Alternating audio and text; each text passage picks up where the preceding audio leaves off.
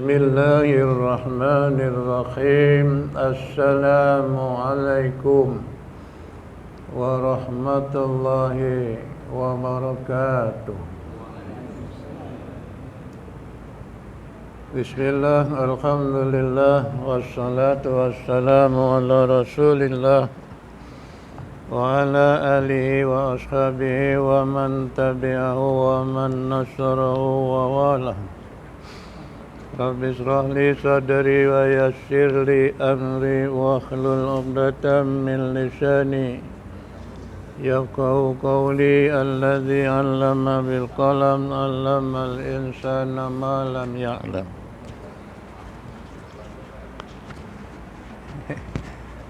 Ada orang sembahyang. Tinggi lagi ya?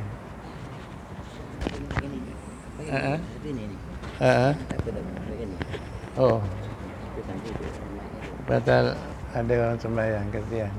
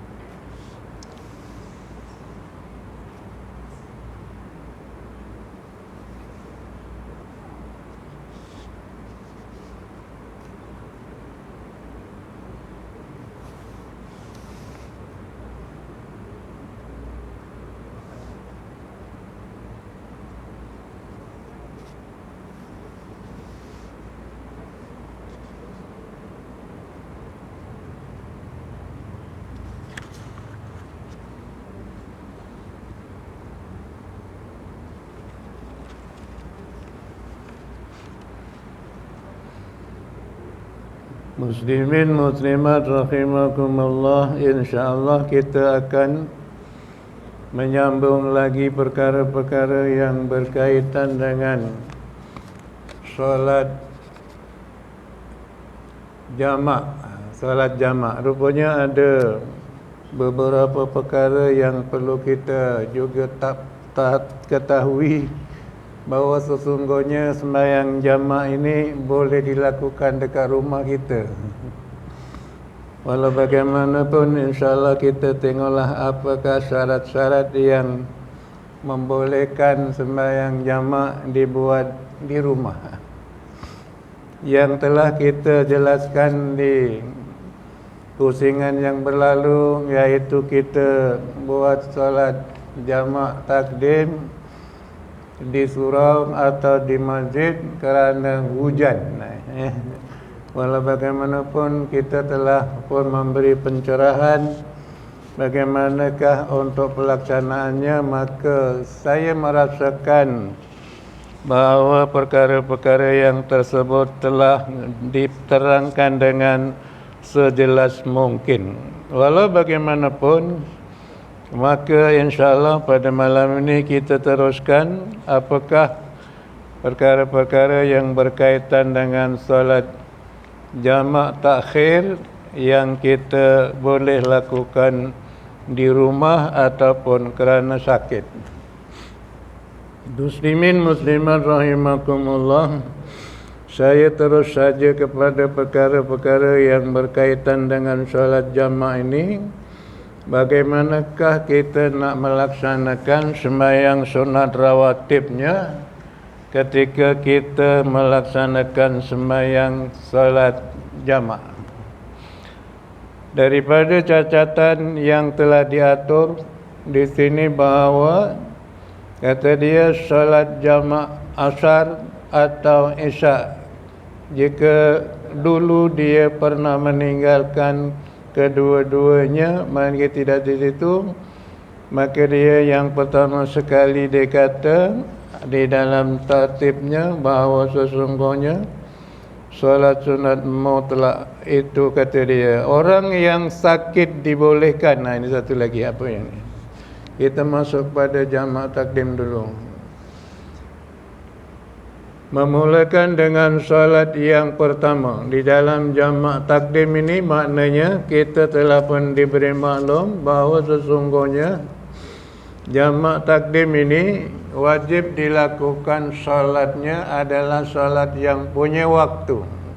Jamak takdim maknanya membawa solat yang kedua kepada yang pertama, contohnya membawa isyak kepada maghrib, dinamakan jamak takdim.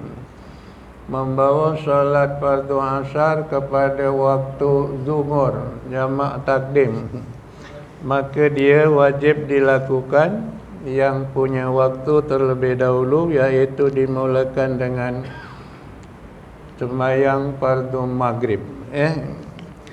Bahawa di situ imam khusus maknanya sesungguhnya dia adalah orang yang laki-laki, dan imam perempuan untuk orang yang khunsa, dan orang khusus untuk orang makmum yang khunsa. Maka imam perempuan maknanya makmum boleh orang yang khunsa, dan imam khunsa dan makmumnya adalah khunsa.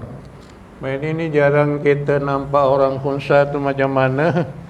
Jadi kita ambil yang terdekat bahawa imam orang laki-laki untuk orang laki-laki dan perempuan, dan imam perempuan hanya untuk orang perempuan saja. Kedudukan yang sah adalah seperti berikut: imam laki-laki, makmum laki-laki, imam laki-laki, makmum perempuan, imam laki-laki, makmum khunsa. Dan imam khunsa makmumnya adalah perempuan, dan imam perempuan adalah makmumnya orang perempuan. Solat jamak ialah menghimpunkan solat zuhur dan asar atau solat maghrib dan isyak. Tadi dah diterangkan begitu. Ini adalah jika sehingga menghimpunkan keduanya waktu pertama, yakni zuhur atau maghrib, dipanggil jamak takdim, dan jika di dalam waktu kedua asar atau isyak dipanggil pula dengan jamak takhir. Sebab-sebab yang membolehkan solat jamak termasuklah kepada safar atau musafir, dibolehkan jamak takdim dan jamak takhir.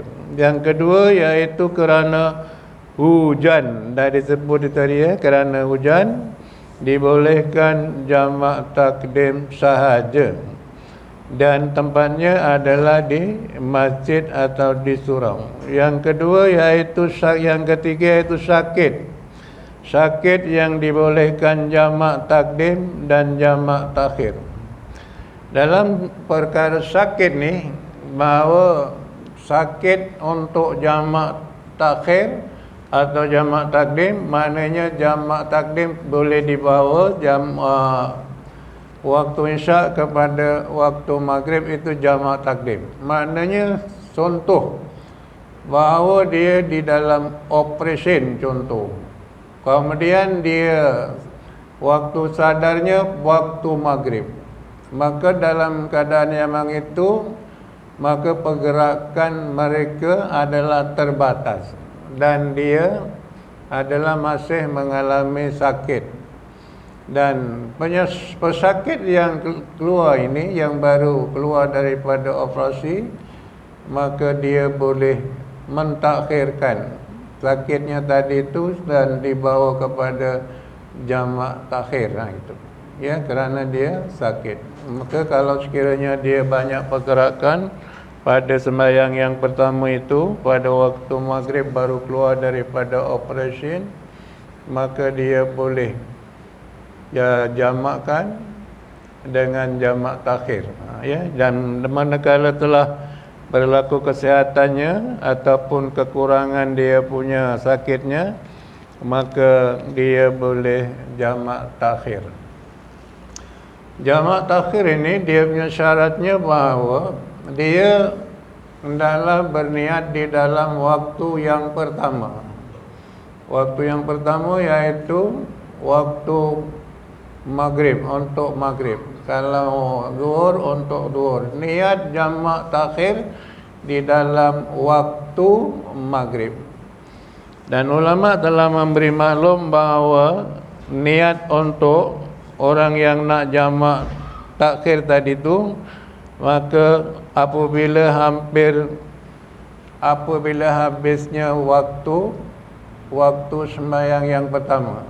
Kalau sembahyang maghrib maknanya hampir habis waktu maghrib, lebih kurang iaitu di sini kata dia untuk 5 minit. 5 minit sebelum daripada masuk waktu Isyak. Maka perlulah ia berniat untuk menjamakkan niat dengan jamak takhir. Jadi di situ bahawa kalau waktunya waktu zuhur pun macam itu jugalah, maka dia niatkan waktu sembahyangnya di dalam waktu apa? Waktu zuhur. Takhir. Ada juga setengah ulama yang mengatakan bahawa dia boleh diniatkan itu kalau jamak takdim yang boleh diniatkan di dalam waktu solat. Selagi belum dia salam, maka dia nak jamakkan dengan jamak takdim, maka dia boleh berniat selagi mana dia belum habis sembahyang yang pertama. Jamak takdim maknanya didahului dengan sembahyang yang punya waktu. Dan seterusnya iaitu orang yang sakit dibolehkan untuk solat jamak jika dijangka sakitnya akan menghalangnya solat atau lebih mudarat pada waktu asar. Contohnya, hendaklah dia solat jamak takdim, dan jika ia dijangka berlaku pada waktu zuhur, hendaklah dia solat jamak takhir. Maknanya kalau dia ikut dia punya sakit dia, macam mana keadaan sakit dia.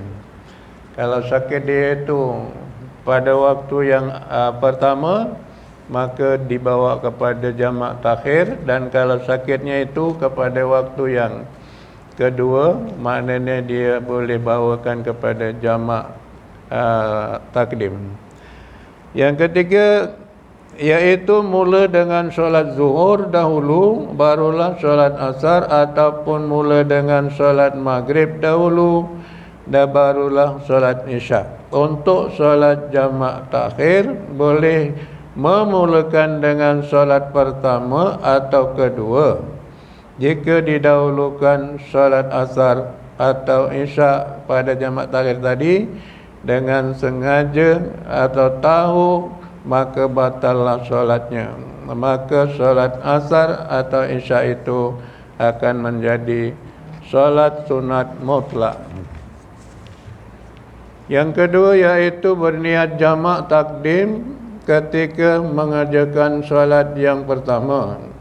Kemudian mawalat di antara solat yang pertama dan yang kedua. Mawalat maknanya dia berturut-turut dan berkekalanlah uzurnya dalam keadaan itu. Solat qada asar atau isyak, jika dulu dia pernah meninggalkan kedua-duanya, maka niat jamak tidak dimestikan ketika takbiratul ihram di dalam solat pertama.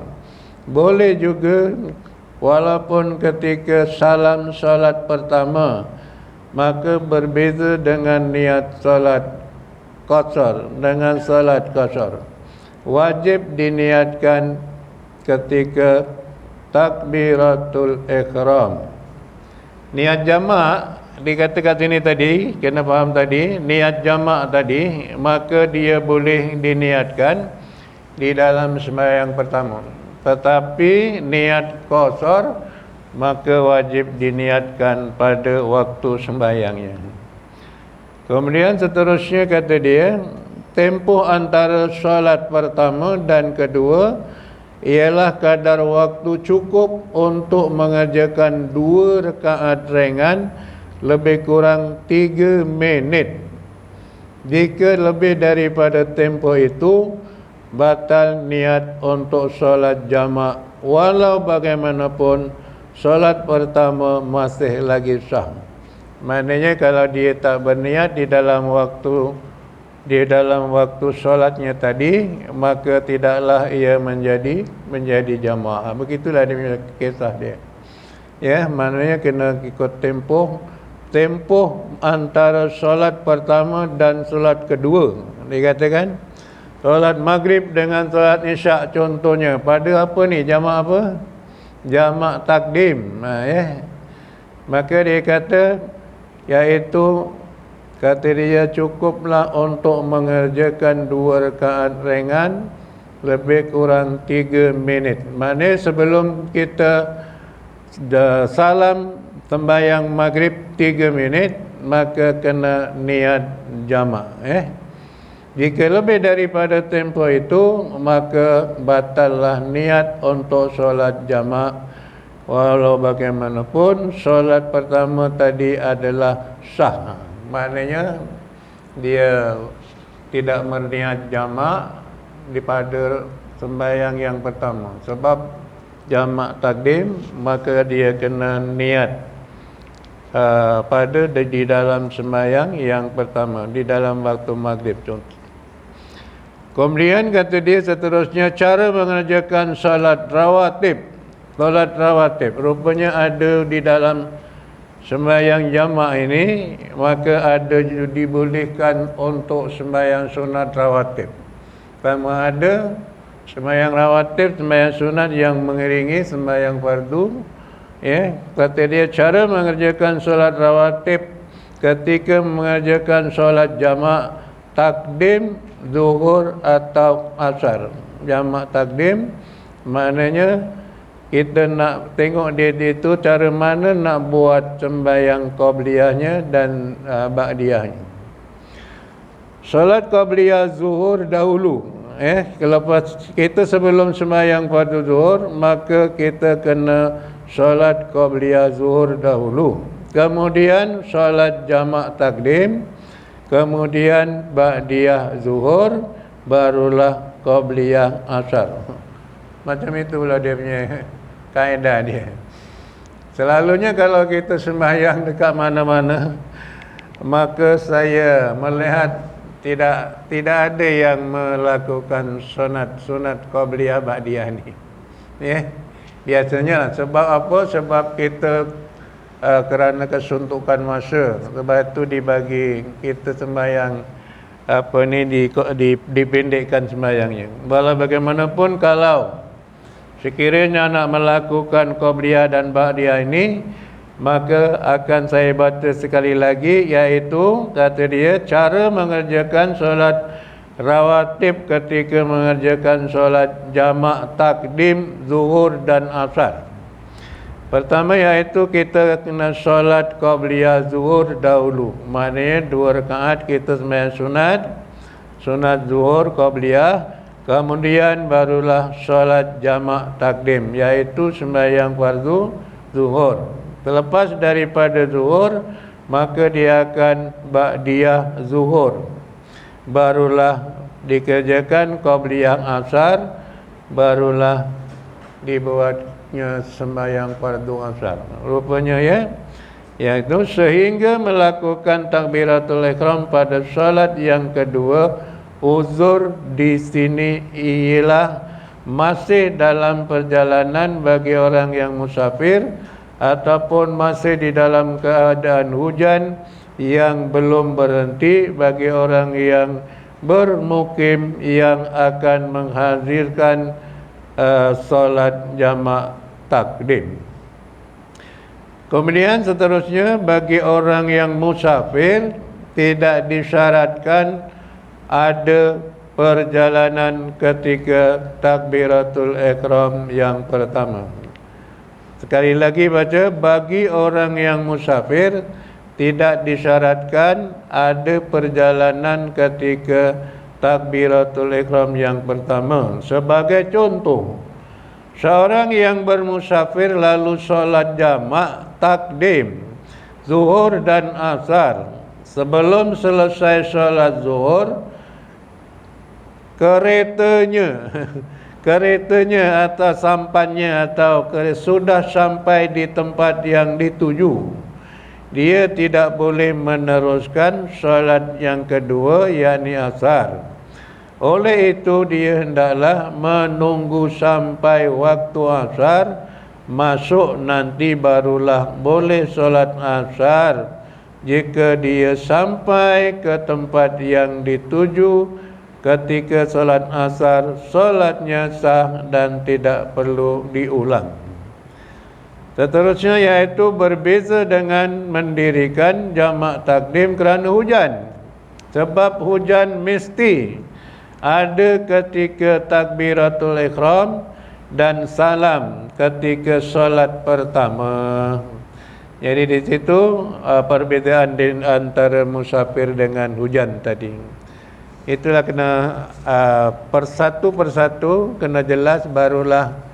Sebabnya kita tak pernah kita ataupun kita tak perasan bahawa ada dibolehkan sembahyang apa tadi, ba'diyah, qabliyah, rawatib di dalam sembahyang sunat-sunat tadi yang mengiringi sembahyang fardu.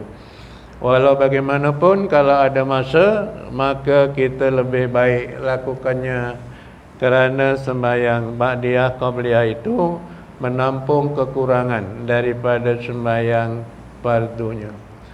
Seterusnya yaitu syarat-syarat sah jamak takhir. Satu yaitu berniat jamak takhir ketika masih ada waktu solat yang pertama, dan waktu itu cukup untuk mengerjakan solat yang pertama. Seterusnya, ini tadi macam mana? Jamak takhir tadi, kita kena berniat sembahyang jamak takhir pada sembahyang yang pertama. Contoh, kita nak sembahyang maghrib dengan isyak jamak takhir, maka kita berniat sebelum daripada habis waktu sembahyang maghrib. Maka kita berniat di situ terdahulu, maka cukup untuk mengerjakan solat yang pertama. Maknanya solat pertama tadi agak-agak dikerjakan berapa minit? Solat maghrib contohnya 10 minit. Jadi 10 minit sebelum daripada habis waktu maghrib, maka kita kena niat untuk sembahyang jamak takhir di dalam waktu maghrib tadi. Yang kedua yaitu berkekalan uzur sampai kepada selesai melakukan solat yang kedua. Maknanya dia keuzuran tadi itu terus sampai. Ini kalau sekiranya kita dalam keadaan keuzuran. Dan keuzuran itu ada berbagai-bagai, bukan sekadar uzur sakit, tetapi keuzuran kita di dalam yang keadaan yang jalan macet, kata orang Jawa. Jalan macet, jalan jam. Ya, nanti akan diberi maklum perkara-perkara yang dibenarkan. Kemudian kata dia, berurusan hujan pula, dia kata sehinggalah takbiratul ihram yang kedua. Itu mana jamak takhir tadi kalau sekiranya dalam keadaan hujan tadi. Kemudian seterusnya contoh-contoh yang diterangkan di sini, seorang yang hendak mengerjakan jamak takhir zuhur dan asar, dia wajib berniat jamak takhir di dalam waktu zuhur. Kalau waktu zuhur lah, kalau maghrib lah. Niat jamak takhir wajib diniatkan selewat-lewatnya sekadar tempoh satu solat. Satu solat tu maknanya dua rakaat kan. Tetapi di sini dikata lebih kurang 5 minit sebelum habis waktu zuhur ataupun sebelum habis waktu maghrib. Gitu. Jadi kalau kita nak jamak takhir tadi, maka niat di dalam waktu sembahyang yang pertama tadi, maka sekurang-kurangnya catatan dia lebih kurang 5 minit. Walau macam mana pun kalau kita sembahyang maghrib takkanlah cuma 5 minit ya. Maka paling tidak pun 10 minit. Itulah tadi masa yang diberitahu tadi ya. Kemudian kata dia mengikut Imam Ramli, mengikut Imam Ibnu Hajar maka pula iaitu selewat-lewatnya kadar tempoh 1 rakaat solat saja, iaitu lebih kurang 2 minit. Jadi kita ambil yang mana Pak? Kita ambil yang agak longgar lah. Sebab kalau 5 minit ataupun untuk 1 rakaat saja, maka kita lebih baik ambil yang longgar, iaitu mengikut Imam Ramli, iaitu kadar 5 minit ataupun 10 minit. Seterusnya iaitu jika meninggalkan berniat jamak takhir pada waktunya, maka solat pertama yang dikerjakan pada waktu yang kedua menjadi solat qada jika dia mengetahui hukumnya dan sengaja melupakan niat, maka dua-dua itu dia adalah berdosa. Ini apa cerita ni? Cuba kita amati sekali lagi meninggalkan niat jamak tadi. Jika meninggalkan berniat jamak takhir pada waktunya iaitu waktu zuhur ataupun waktu maghrib. Ya, niatnya ya jamak takhir sebab dia diniat pada waktu pertama. Maka solat pertama yang dikerjakan pada waktunya, yang kedua menjadi solat qada jika dia mengetahui hukumnya. Maknanya kalau dia tidak berniat, ya, tidak berniat maknanya apa? Meninggalkan niat untuk jamak takhir pada sembahyang pada sembahyang maghrib atau sembahyang zuhur. Ya, di situ kata dia, maka dia kata sembahyangnya adalah menjadi sembahyang qada, gitu. Sembahyang yang keduanya. Seterusnya iaitu jika dia telah sampai di tempat yang dituju ketika tengah solat. Macam mana tempat yang dituju tapi dia tengah solat? Ini iaitu kalau dalam perjalanan kapal, ya, ataupun naik kereta. Solat pertama zuhur atau maghrib menjadi solat qada, gitu dia. Kata dia jika dia telah sampai di tempat yang dituju, maknanya dia punya habis musafirnya, ya, maka dia tengah sembahyang pula, ya. Maka dia kata solat yang pertama iaitu zuhur atau maghrib tadi, maka ianya menjadi solat qada, gitu. Walau bagaimanapun, kata dia, masyhur di dalam mazhab Syafi'i tidak boleh menjamakkan solat kerana sakit atau jalan berlumpur. Ini Pak, jalan berlumpur itu apa Pak? Kalau dulu jalannya lumpur lah kan, mungkin tak ada jalan raya. Tapi kalau sekarang ini tak ada jalan berlumpur, maka sepakat ulama mengatakan bahawa dalam perjalanan yang macet atau yang jam tadi tu, ya, kata Imam Syafi'i ini, ya, walaupun masyhur di dalam mazhab Syafi'i tidak boleh menjamakkan solat kerana sakit atau jalan berlumpur atau kerana takut seperti yang disebutkan oleh Imam Al-Haramain. Dia kata, tetapi Imam Nawawi dan para fuqaha yang lain membolehkan untuk menjamakkannya, sama ada jamak takdim atau jamak takhir kepada orang sakit yang memenuhi syarat-syaratnya. Dan sekiranya hendak memudaratkan untuk mendirikan solat di dalam waktunya dan sakitnya menyebabkan dia terlebih lagi, maka duduk seketika mendirikannya. Kemudian seterusnya, maka ini tadi Imam Syafi'i tidak menggalakkan ataupun tidak tadi mazhab Syafi'i tidak boleh menjamakkan solat kerana sakit. Walau bagaimanapun imam yang lain tadi telah disebutkan maknanya dia adalah membolehkan atau mengharuskan. Kemudian kata dia, Syekh mengatakan apa yang dipilih oleh Imam Nawawi itu dinaskan oleh Imam Syafi'i dalam yang lainnya. Maknanya Imam Syafi'i pun mengharuskan juga dia punya keharusannya. Walau bagaimanapun maka perkara-perkara itu, maka macam manakah yang boleh seorang itu boleh jamakkan jamak takhir di rumah? Perkara yang disebut di dalam kitab bahawa sesungguhnya jamak takhir selalunya apabila berlaku perkara-perkara yang nadir. Yang nadir maknanya yang jarang berlaku. Contohnya seseorang itu apabila dia pada ketika yang tidak diingini, maka dia balik daripada kerja, patutnya dah sampai rumah pukul berapa, boleh sempat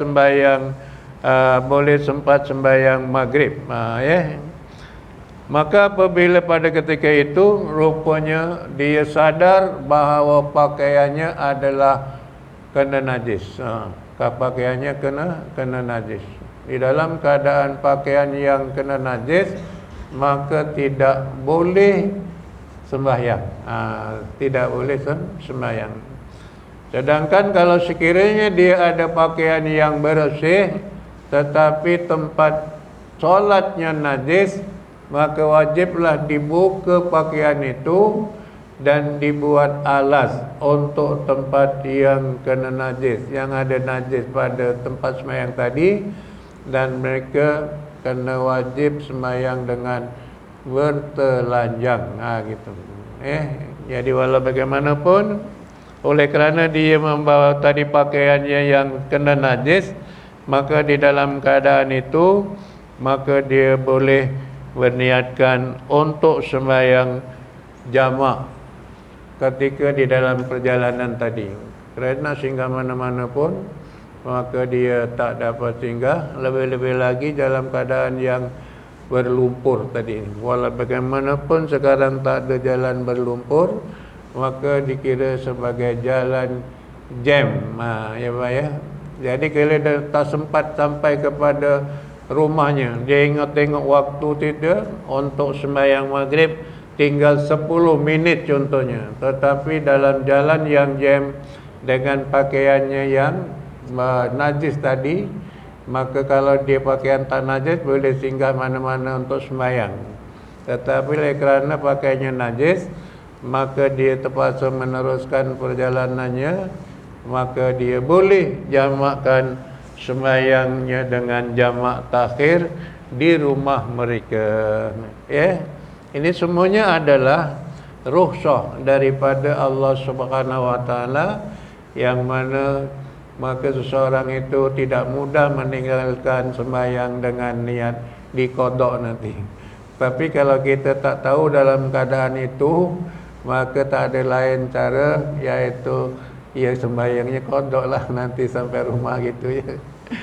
Walau bagaimanapun ada kemewahan yang disediakan oleh Allah dengan yang tersebut itu, maka kita bolehlah sembahyang sebelum daripada habis waktu maghrib tadi dalam perjalanan yang pakaiannya najis tadi itu, maka niatlah untuk bawa kepada jamak takhir di rumah. Itulah perkara-perkara yang agak kita belum pernah mendengar ataupun dah didengar tetapi kepahamannya kurang pencerahan, maka insya-Allah kita telah pun dapat maklumat yang sebenar. Kemudian solat jamak qasar, iaitu jarak perjalanannya kita dah faham, maka kita tak perlu dibahas banyak-banyak, iaitu perjalanan yang 2 marhalah itu sekarang telah diwartakan oleh Jabatan Mufti Negeri Johor bahawa kalau dulu 91 kilometer barulah disebut 2 marhalah. Tetapi sekarang ini telah pun dipendekkan waktunya sembahyangnya, iaitu 2 marhalah itu 81 kilometer. Jadi ditolak 10 kilometer. Walau bagaimanapun, maka kita di dalam sembahyang jamak takhir tadi di rumah tadi, maka tidak boleh dikosorkan. Tidak boleh dikosorkan. Maknanya kalau sembahyangnya maghrib memang tak boleh kosor, maka yang isyaknya itu maka tidak boleh dijadikan 2 rakaat sebagaimana yang musafir. Tapi yang musafir, maka ketika keharusannya itu dijamakkan, maka juga diharuskan dengan qasar. Tetapi di dalam keadaan yang terlebih baik, jika ia kurang daripada 3 marhalah, maka lebih baiknya dengan tamam. Dengan tamam, maknanya kalau kita belum perjalanannya 8 kali 3, 240 km lah, ya lebih kurangnya. Kalau 80 kilometer dua marhalah 80. Kalau 3 marhalah, maknanya ditambah lagi dengan 40. Baru 120 bang ya. 8 kali 3 16. 2 kilometer 2 marhalah 81 kilometer. Kalau 3 marhalah, maknanya kita tambahkan yang 41 kilometer. Betul ya? Maknanya perjalanan yang lebih daripada 120 kilometer barulah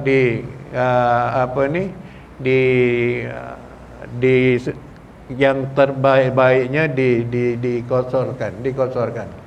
Kalau kurang daripada 3 marhalah, maka lebih elok kalau sekiranya dia disembayangkan dengan tamam. Maknanya itu terpulang kepada pilihan kita lah. Walaupun kita dah boleh dijamakkan dan dikosorkan perjalanan 2 marhalah tadi, maka kalau sekadar 2 marhalah aja, maka masih lagi digalakkan untuk sembahyang jamak tapi dengan tamam. Kalau lebih daripada 3 marhalah, maka barulah untuk lebih baik dikosorkan daripada sembahyang tamam.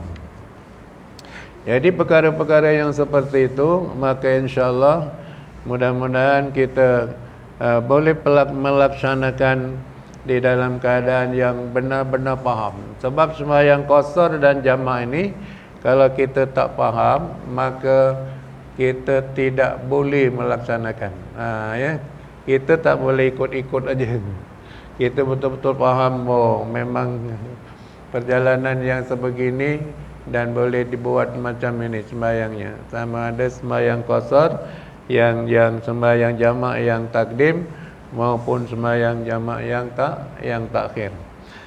Maka apabila kita berada di dalam contoh sembahyang Jumaat, contoh sembahyang Jumaat ni macamnya tak ada lah ustaz di dalam kitab kata sembahyang Jumaat itu dijamak dengan sembahyang asar. Macamnya tak ada di dalam kitab. Bahawa yang ada tertulis iaitu jamak takdim zuhur dengan asar, jamak takdim maghrib dengan isyak, takhir pun macam itu. Bagaimana kisahnya kalau sembahyang Jumaat? Boleh tak kita jamakkan? Kita dalam musafir perjalanan, sembahyang Jumaat tu pun kita di dalam keadaan yang tidak dikira sebagai ahli Jumaat yang sah. Dalam musafir. Maka kalau sekiranya di dalam masjid itu hanya sekadar tak cukup dia punya quorumnya, maka orang yang musafir tadi itu tidak boleh mencukupkan ahli Jumaat sebanyak 40 tadi.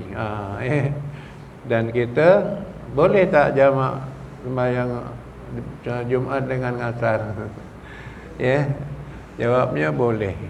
Jawabnya boleh. Kerana apa? Kerana sembahyang Jumaat itu adalah sepertinya sembahyang zuhur. Begitu juga dengan dia punya qabliyah ba'diyahnya, maka ikut. Lepas daripada sembahyang Jumaat, maka kita boleh sembahyang qabliyah ba'diyah Jumaat. Lepas itu kita akan sambung lagi dengan jamak takhir tadi, iaitu sembahyang asar. Gitu. Walau bagaimanapun kita memang jarang untuk melakukan sunat-sunat rawatib di dalam musafir itu, kerana kita suntuk waktu. Walau bagaimanapun maka kalau nak lakukan maka boleh. Tapi selalunya bila dah jamak tu, maka maghrib, lepas maghrib terus isyak, ataupun zuhur, lepas zuhur isyak. Maka kalau Jumaat pun macam itu jugalah. Lepas daripada Jumaat, maka kita terus sembahyang fardu asar. Itu baik ya? Ada tak dia? Saya rasa macamnya dah jelas semuanya tadi ya. Ada yang nak mungkin kurang penjelasan? Saya rasa okey, walau bagaimanapun maka kita berpandukan kepada perkara-perkara yang berkaitan dengan perjalanan-perjalanan tadi itu, maka kita tak perlulah ambil ukuran perjalanan 1 hari 1 malam dengan unta, perjalanan 2 hari 2 malam dengan unta, kerana kita hanya sekadar untuk mengetahui kaedah berapa jauh yang dibolehkan dengan yang dikatakan 2 marhalah tadi, bahawa sesungguhnya telah ditetapkan bahawa keadaannya iaitu 81 km itu adalah apa dia yang dikatakan 2 marhalah tadi.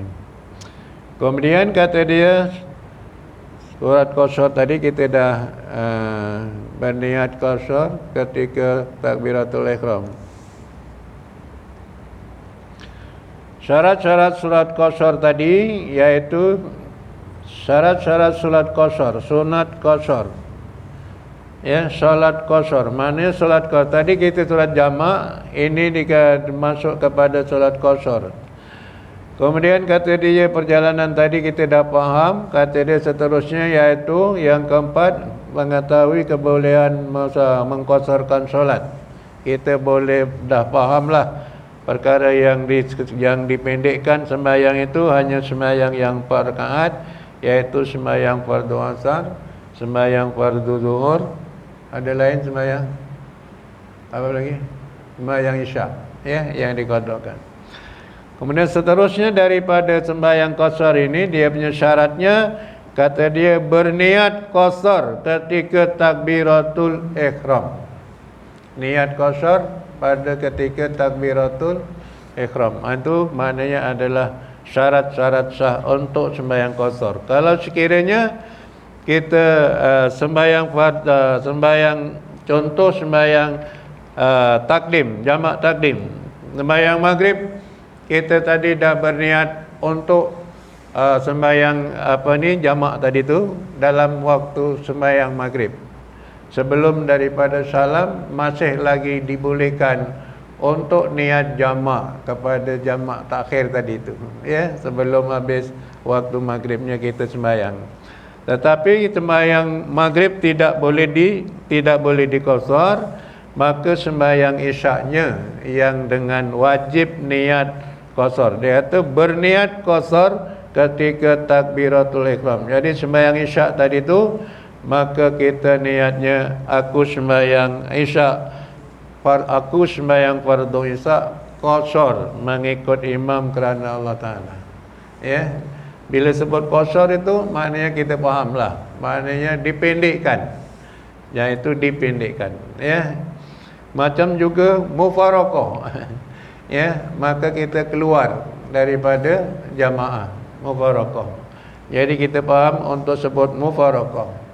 Jadi kalau kita ambil wuduk, maka kita niat aku mengambil wuduk wajib kerana Allah Taala. Nawaitu fardhul wuduk lillahi taala, ya, maka itu semuanya adalah perkara-perkara yang penting di dalam niat. Jadi niat sembahyang tadi, kalau zuhur zuhurlah, kalau isyak isyaklah, Maka kalau asar lah, maka fardu asar, fardu wajib disebut.